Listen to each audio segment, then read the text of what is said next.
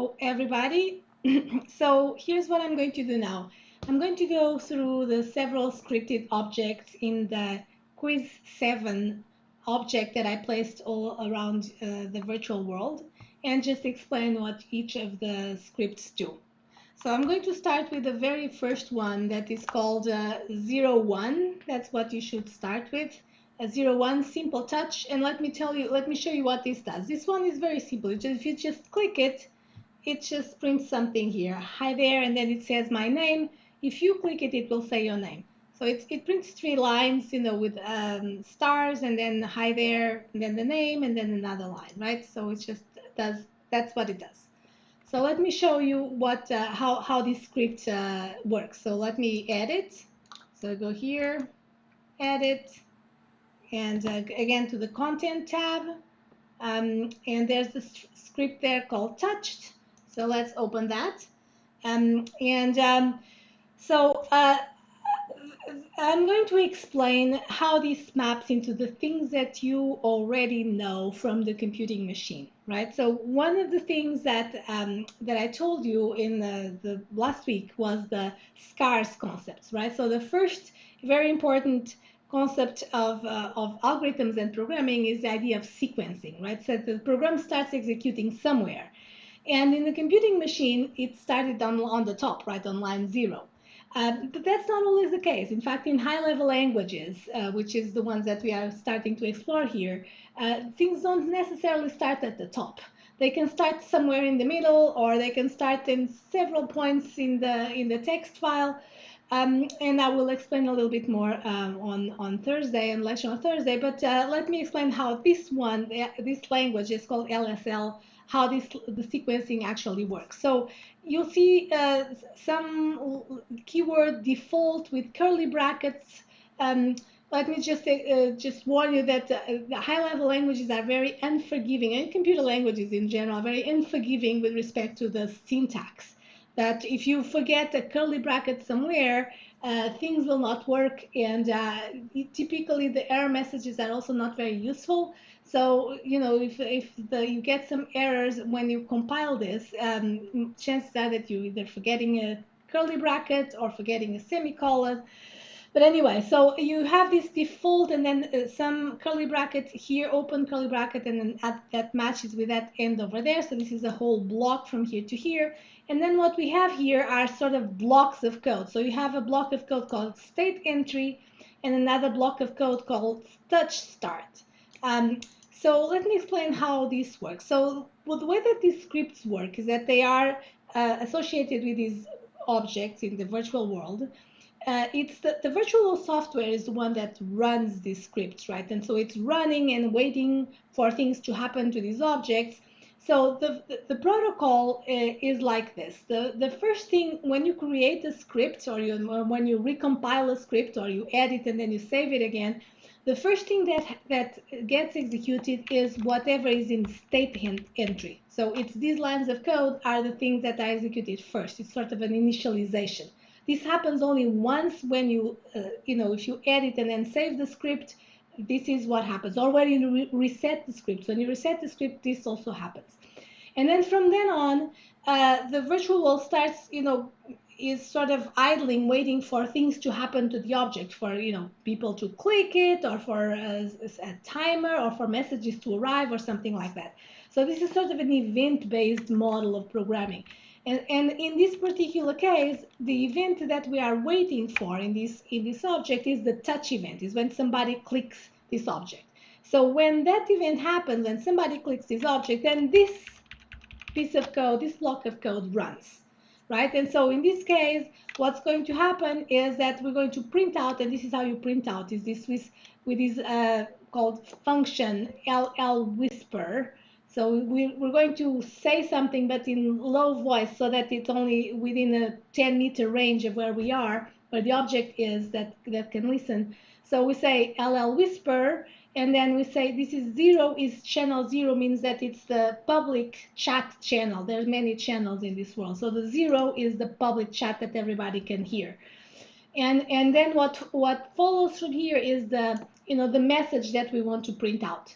And this message needs to be enclosed in double quotes. So whatever we want to print out needs to be enclosed in double quotes. So here's a bunch of stars in double quotes. And then the second line is whisper hi there. And then this is something that we need to find out from the virtual world, who was the person that touched the object, right? So the virtual world has a bunch of functions already there that we can use to find many things, like who touched it, where in the surface did the touch happen, how many people touched it. So all sorts of things that we can ask the virtual world to give us to our script. So if we want to find out the name, is with this function LL detected name, and you have to give it a 0. This is the detail. And then, so this is going to give us the name of the person that touched the object. And then we want to end with a question, with a exclamation mark. Okay, and then the third line is again the asterisks. But I want to focus here on the second line, because the second line is interesting. So what we are printing out here is a string, right? It's a piece of text. And strings are are values that it's text, and the way that we tell the computer that it's text is by putting these double quotes, right? But sometimes in these strings we want to print out things that we don't really know. When we are writing the program, we don't know their value. For example, the name of the person, we don't know this value when we're writing the program, right? I can touch it, but you can also touch it and it will be a different name. So in order to include these variable things that can happen when the script runs, we need to break the string, and then we what's called a concatenation operation. It's basically joining different parts, different pieces of text. So we have hi there is a piece of text, and then we're joining it with this plus operation with this value that we get from the virtual world, LL detected name of 0, and then we join that again with the plus sign with the exclamation mark. So the plus signs with strings are not the addition that we have, that we have for numbers. The plus sign means that we are joining these these pieces of string together to produce a larger string. And typically it's used when at some point in the string we want to grab something that we don't know. When we're writing the program, we don't know what that value is going to be. We have to get it from the virtual world. So for example, in this case, this is something that we can only find when the event actually happens. Okay, so let me click it and run it again. Okay, so this is my name, but if you touch it, it will be your name. So this part, Kristalopoulos, is something that is a variable part of the string. That's why we kind of had to break it to join and join the different parts of the string together. Okay, so in other words, what is going on in here? So in terms of sequencing, where does this program start? Well, the program starts, the initialization, the very first thing when we, for example, let me change a line of code here. So just a dummy line of code. I just put a line and then I removed it. But now the file is changed, so let me save it. So when I'm going to save, look at what's going to be printed here on the left side of the bottom. Okay. There, so it actually printed that script running. See, so this state entry block is the block that gets executed every time that we either save the script or that we reset the script. And then from then on, the script stays sort of idling, waiting for something to happen, right? And these are interactive. These scripts can only execute when something happens, when some event happens. And in particular, the touch events are the ones that we're going to use throughout, this exploration of programming. So the touch event is called touch start, and it has this syntax over here, touch underscore start, open paren integer n, and I'm not going to explain very much what this means. Well, just a little. So many people could be touching the object at the same time. So this n gives you how many people are touching the object at the same time. But normally it's just one person, right? And so then we print, in this particular case, we print a line, and then we print another line, and then we print another line. And the second line is the one that's particularly interesting, which is the one that has these three parts. Two of them we already know what they are. It's hi there and then the exclamation mark. But the part in the middle, we don't know. When we're writing the program, we don't know the name of the person. So we have to kind of break the string and then ask the virtual wall, okay, what's the name of the person that touched me? And then we concatenate, it's called concatenation, or joining the three parts of the string together to print out the message that we actually want to print out, okay? So the sequencing in high-level languages is typically not the one that we use in the virtual machine, in the computing machine that starts in line 1 and goes all the way down. No, it can be a little bit more, not so linear. So in this case, that's exactly what's going on. So basically, state entry is done once, and then the touch start is something that gets executed every time that somebody touches the object. Okay? So the touch events are the ones, as I said, are the ones that we're going to explore here. It's mostly, maybe I will tell you about the messages, the incoming messages, but the touch events are the ones that are going to be used the most. So let me move on to the next object over here. So this object is going to do a bunch of things. Let me tell you. So this is a 0-2 touch with conditional. So on this one, I'm going to move on to the C of SCAR. So I told you about sequencing. I'm going to tell you about C, the conditions and conditionals, and then a little bit also about state. So let me show you what this object does when I click it. All right, so again, it says, hi there, Kristalopsh. This is the same as the other one, but then it prints a bunch of other things. So it says your name starts with the letter C. Your name has 12 characters. Your name starts with the same letters. Professor Lopsh, no wonder it's me. Your name is long. Your name is the same. Hold on. Your name is the same size as Professor Lopsh. No wonder. And your name is the first quarter of the alphabet because it starts with C. So it looks at it looks at the name of whoever touched this object and does a bunch of interesting things. Now, the object is comparing with Professor Lopsh, so for me it has certain results. If you touch it, it has probably different results. So your name probably does not have 12 characters and it doesn't start with C, and it's not the same as the first letter of my name. So it will have different results, right? So let me show you what this script is doing. So let me open it and open it here. Okay, so as you can see, this is a little bigger than the previous one, and I'm going to go through each of these parts. So same as the other one, the state entry is the initialization part. In this case, not doing much. It's just saying, hey, I'm here. And then the touch start is the block of code that runs when somebody clicks the object. And so the first three lines are the same as before. LL Whisper 0, those messages that we analyzed before.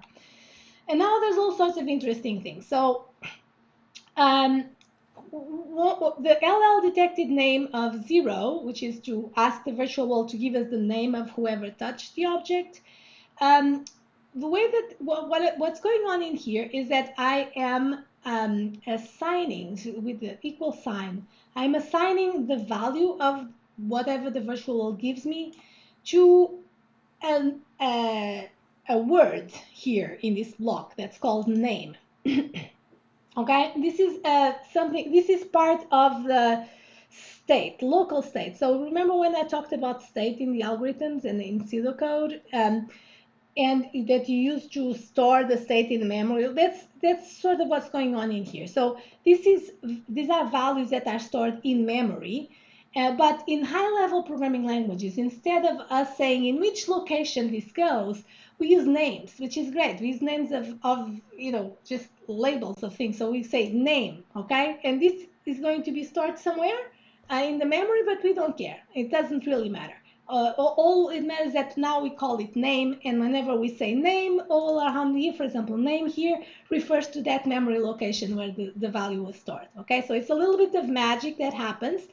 which is very nice for, to write programs. Now we don't need to remember those numbers, right? Lower level, we just say the names. It's closer to the pseudocode than to the code of the computing machine. Um, Another thing that happens here when you declare one of these, it's called variables. Okay, so these things are called variables because they may vary. We can change the value as the code executes. But another thing that happens when you have variables is that you need to define what type of variable that is, and what does that mean? So in memory, as you have in your computing machine, everything is a number. There's nothing but numbers, right? But when we're writing programs, the things that make sense to us, there are things that are not just numbers. So text, for example, text is a very useful thing, right? We don't want to be converting text to numbers all the time. We want to be able to deal with text itself rather than having to convert it to numbers. So text is embedded in or embodied in most programming languages in a data type called string. Okay, it's just a set of characters, digits of some sort. And so in these high-level programming languages, you can say for the memory locations what type of values those are. So in this case, what I'm saying is that this name variable that is going to be stored somewhere in the memory, the type is a string. Okay, so it's supposed to be text. And now it's up to the language processor to figure out how to convert the string into numbers and back again. I don't care. Okay, that can be done automatically by the language processor. Okay, so these are called variables, and you see a lot of them here. For example, here's another one, first letter.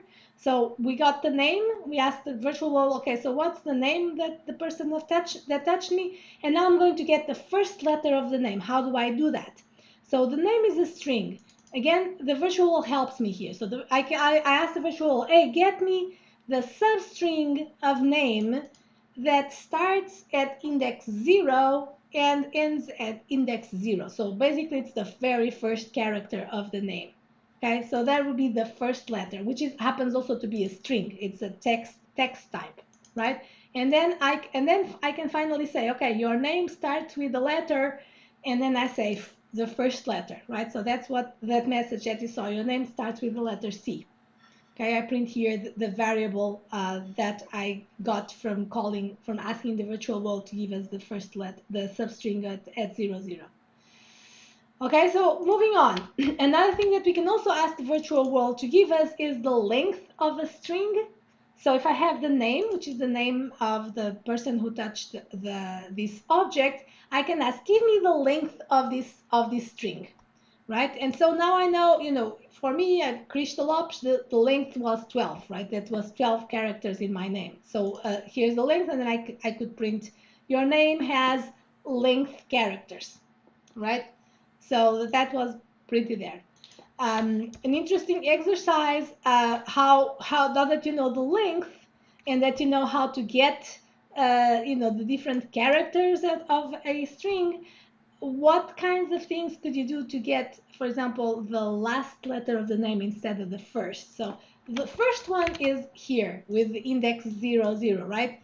So which one would you have to ask? Which index would you have to ask if you wanted the last one? Okay, so that's an interesting exercise. That's on the quiz. But moving on. So now let's move on to conditionals.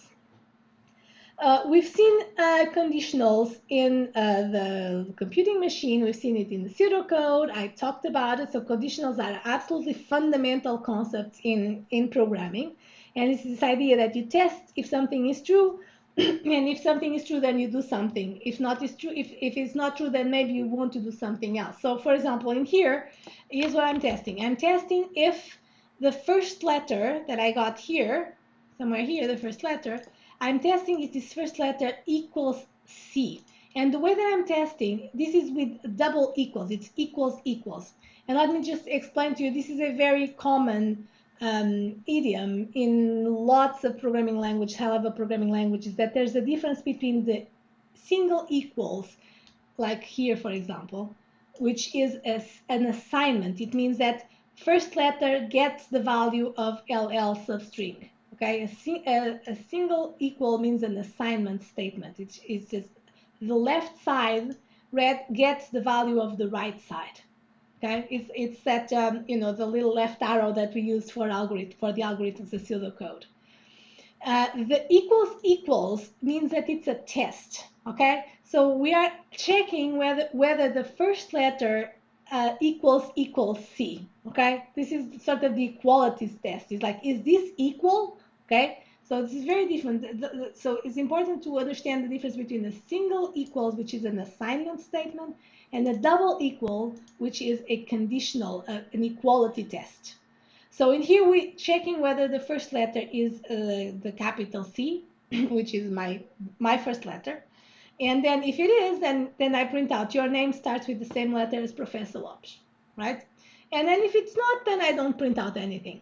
I just want to test if it is to print out something. So in this case, I decided that otherwise I don't say anything.